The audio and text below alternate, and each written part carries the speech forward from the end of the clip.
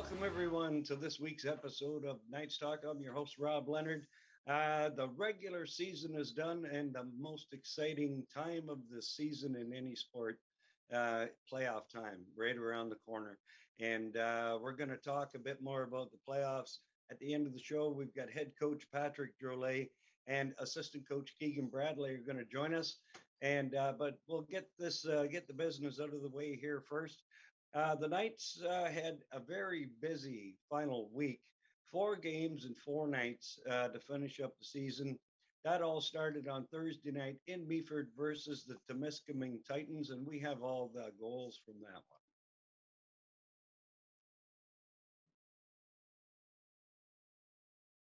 Flanagan again for the Knights. Plays it on, picked off now by the Titans. This is dangerous. Cypriot coming in, shot and scored. I think that was tipped in by 97 David Fontaine. Kaza can't get it in there. Great opportunity for Hayden Phillip. Here's a shot right on, and they score. I think that was tipped. I think Fontaine's got his second goal of the game. Knights doing a great job. Puck is loose. Here's a chance. Shot scored! Brian Laurie! Puck comes in front. Shot scores! Rochefort. Fontaine. Knights player falls down. There's another opportunity. Shot and scores. Lenneal. Feet in size. Godbout clears it around. Charles Cypriot picks it off. In front, there's a shot and scores. Be the end of the game. That's going to do it. The Knights of Meaford fall to the Temiskaming Titans by a score of 5-1.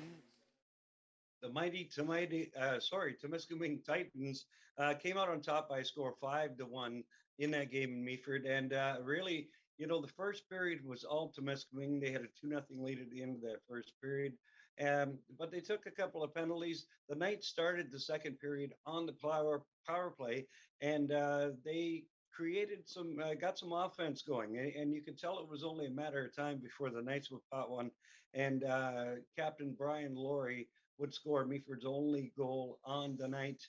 But the Titans, they've only lost 2 games all season long, and they just cruised from there to a 5-1 victory.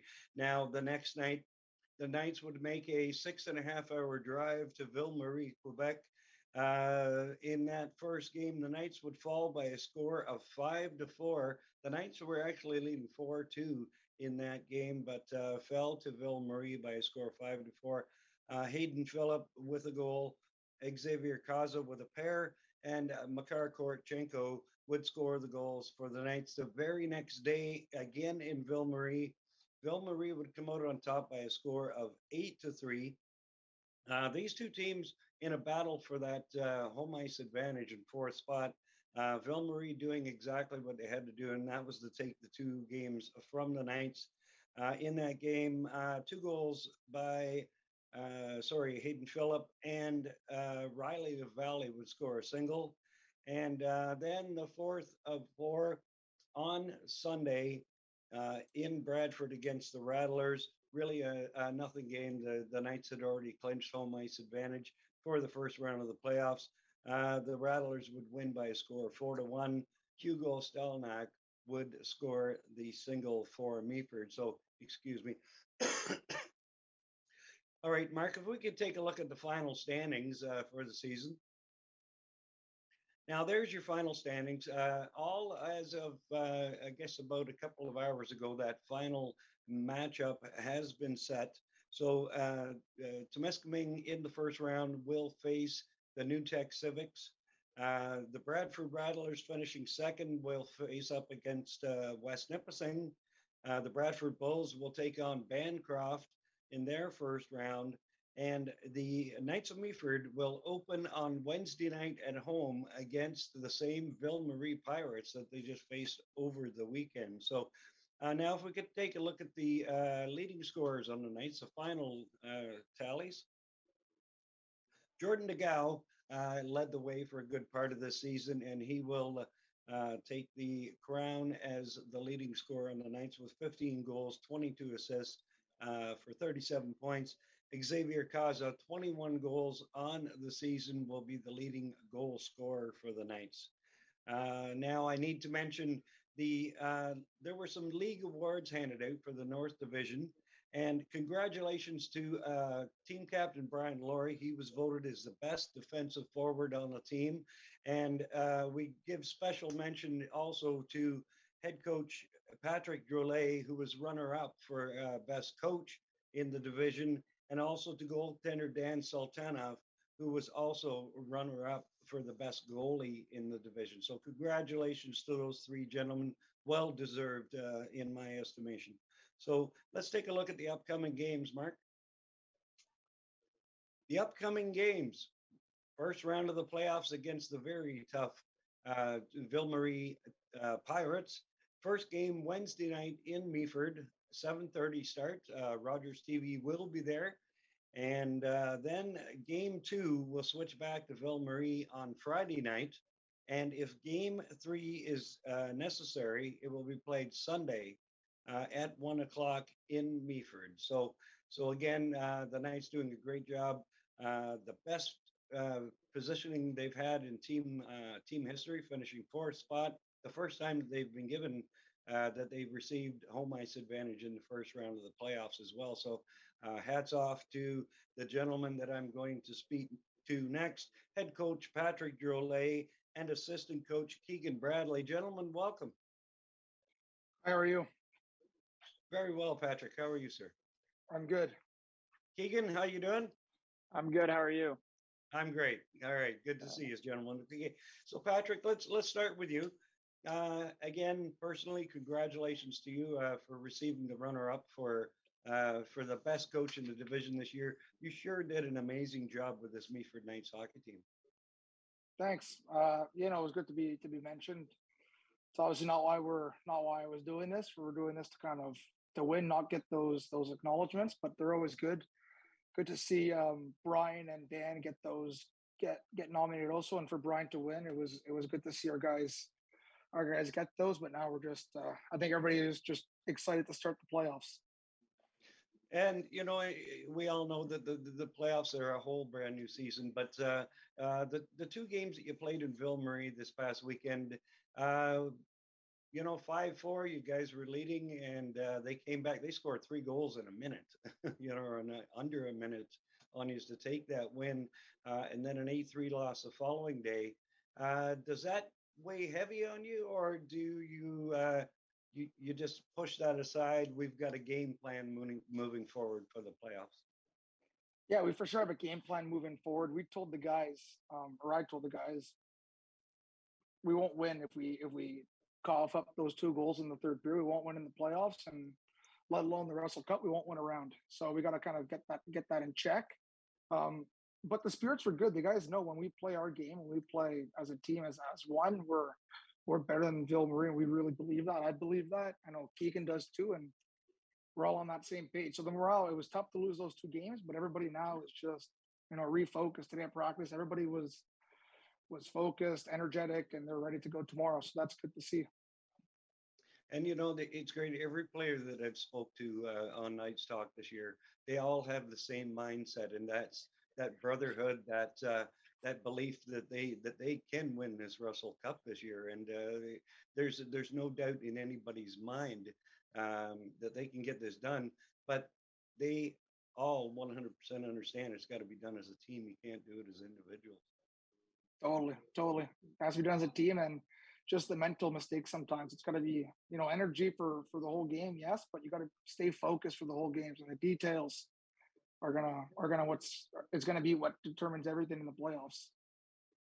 And I've noticed I compare this team to the team from 2015-16 because that was the team that that had the best success of any Meaford Knights team. Now, taking a look at the stats, you played fewer games than what that team did. You played 2 or 4 fewer games, but the difference between wins and losses was exactly the same. It was 8 games. You won 8 more games than you lost this season, as did that team in 2015-16. I look at that team from 2015-16. There was a lot of high-profile scorers on that team too. There was like a Mac Fleming and but your team, as I've said all season long about the balance all the way through your four lines. You've got, on many nights when you scored multiple goals, you had six different scores, seven different scores. But I think one of the biggest keys was the bounce back. The bounce back that this team was able to do all season long. It's like, okay, yeah, we got thumped here, but guess what? No, right? We come out and we win the next night, or you have a bad period during a game or two periods, but you keep going to that final buzzer. So long-windedly, I'm saying about the bounce back effect of this team and the fact that they really are very confident in their abilities. Yeah, totally. They really are. That's good to see. Makes our job a lot easier. Um, but yeah, they're confident in themselves. They know if they have a bad shift or a bad period, and it's not about dominating for 20 minutes each single period. It's about having 5 minutes where you're pushing, 5 minutes where you're dominating, just chunks of time like that deflates other teams, and that's what really they're trying to do. That's what we're striving for. Okay, let's switch to Keegan Bradley for a moment. Keegan, you're an Owen Sound native, and you're the assistant coach for the Knights of Meaford.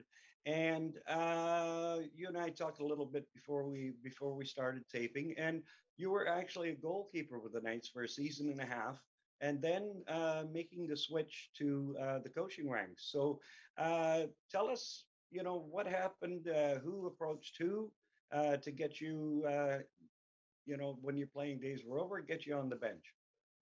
Yeah, so I started in the summer with doing some scouting with Dan Smith, and then one thing led to another. Training camp came around, and talking with Nate and Pat, and I just shot out the idea of going on the bench, and they were both for it, and I'm grateful for the opportunity and be around the rink again and back in the game for sure.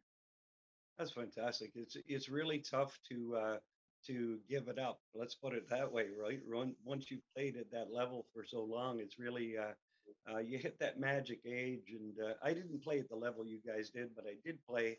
And I remember when I turned 18. Now all of a sudden I'm playing industrial league hockey. It's or however old it was, and no offense to the industrial league hockey, but it just isn't the same environment. So I would imagine that's the way you felt as well. Yeah, for sure. Like the pickup in the rec leagues, it just wasn't quite the competitive that I was looking for. And I think I kind of lost that edge as a player. So I thought I'd try something else, and really grateful for the opportunity with the Knights and to come here and learn under a guy like Pat and Nate and bounce ideas off them and kind of learn under their supervision. So And that's, I was going to ask you about that as well. Nathan Parrish, the general manager of the team, he's been there since day one, since the franchise came into the GMHL. Super nice guy. Nobody, just a fantastic gentleman. And to see him on the bench as well, I can't see you missing having those two guys as your mentors moving forward. yeah, for sure. Nate's a great guy to have around. He keeps the mood light when we're down, and he's got a lot of knowledge on the league and that kind of thing. So he's definitely a great guy to have by your side. So how's the transition been for you, going from player to coach? All right, it's got to be. There's, in my estimation, a ton of difference. I coached for a while, so I remember the feeling. So I'm just wondering if it was the same for you. Yeah, it's different for sure. I try and keep kind of the same mindset as I did as a player, going to the rink, keeping everybody in a good mood, just kind of being my best self I can be at the rink, whether it's playing or when I was a goalie backing up or now behind the bench coaching. I just want to be a positive influence on everyone around me and try and lend my knowledge the best I can. And I found that myself, I would pull from, and maybe I still do in this job, in this capacity, pulling from what my coaches taught me during the years of playing, right from 10 years of age and up there, things that just stick in your mind that a coach has said to you, or something that you know works. So you try to convey that to the players. Yeah, for sure. I had a lot of great coaches in Owen Sound to learn under. I still keep in contact with a few of them, and then of course Nate and Meaford, and now getting to learn beside Pat while we go at this and that kind of thing. So it's good for sure, and you know, being able to stay in the game and just have that kind of camaraderie again, it's a good feeling. It certainly is. I totally agree with you. So, head coach Patrik Drolet, let's talk about this series against Ville Marie. Are you going to go about things a little differently? I'm not asking for your secret game plan going in, but or will it be steady as she goes? Basically, what got you to this point and your success through the season? Will is that going to be kind of the same game plan going into these playoffs? Yeah, I mean, I think we're going to stay with the same thing. It's what got us here, right? So the guys are used to it. We're not going to really change anything drastically now. Just maybe tweak a few things, but besides that, we're going to keep everything the same. Right? Try to do what we did well this year and win our games that way. Maybe even make Keegan be the head coach for a game. He's undefeated now, 1-0. Right on. So, and just wondering about game 2 in Ville Marie, will the Pierre Drolet fan club be there? No, they will not be there. They won't They be will there. not be there. No, it's a far drive from Montreal. It's a bit Oh, further is than it? Meaford. Okay. Yeah, it's actually further to go there than to come here from Meaford. Yeah, I just wanted to say hello to your dad, Pierre Drolet.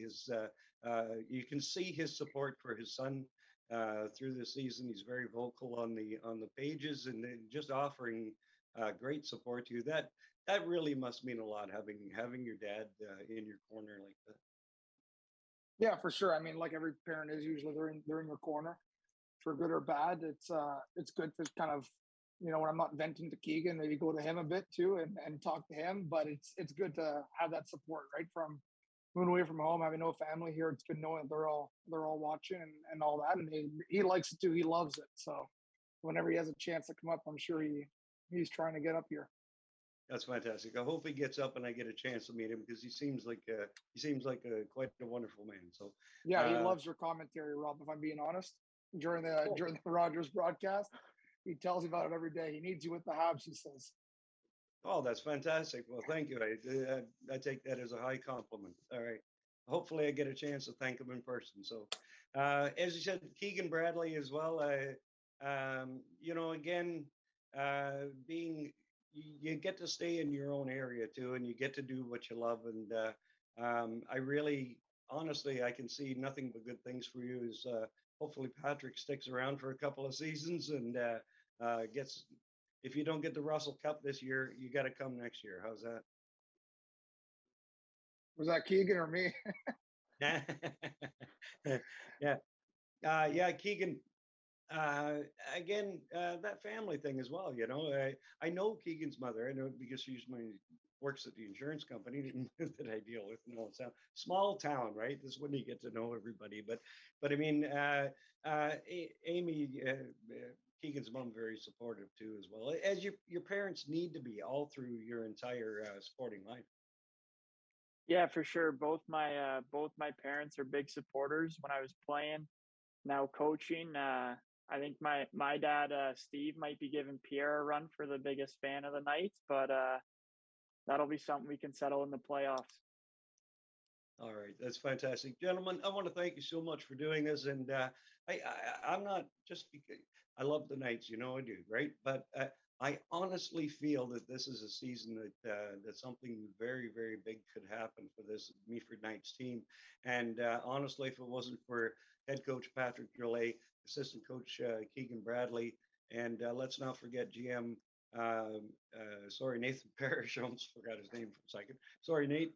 Nathan Parrish, head scout Danny Smith, and everybody associated with the Knights family, and that's what it is. It's a huge family in Meaford. I'm really looking forward to Wednesday night's game at home. Rogers TV will be there, but I really do have a good feeling for this team coming into these playoffs. Yeah, for sure. I agree, Rob. a lot of the support staff around us. I said it when I talked to you last, Dan, did a great job this offseason, getting us good players. Keegan too, getting us good quality people, but also players, and even Nate being supported, Kathy Parrish, Kathy Adams, everybody around the team, very very supportive. So that's really good for us to have, and even our fans. Our guys love having them. Yeah, our guys love having them. Kathy Adams is the best, right? Exactly, she's the best. She's the best. And I think she's going to be on the show next week. She's going to be talking about billets and things like that. So anyway, gentlemen, we're going to wrap it up. Thank you so much for doing this. I'll see you Wednesday night at the arena. Rogers TV will be there. And I wish you all the best going into these playoffs and as you advance through. Thank you. Thanks, Rob. Okay, guys, thank you very much. All right, that's going to do it for this week's episode of Ninth Talk.